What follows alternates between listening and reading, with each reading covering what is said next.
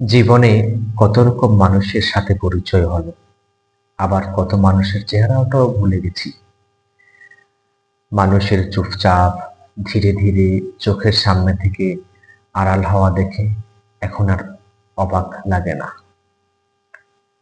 যার সাথে আমার যতটুকু পথ যাত্রা লেখা আছে, সে ততটুকু রাস্তায় আমার সাথে হাঁটবে।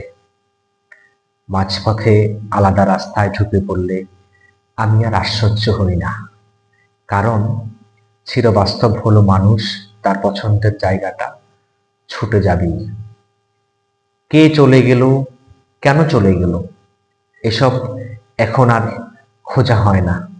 আমার সাথে তার এতটুকুই পথ চলা ছিল, আমি এটা বিশ্বাস করি।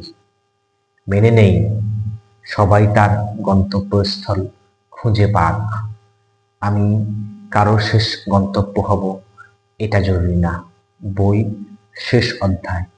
লেখক আশরাফ আহমেদ তাকদির।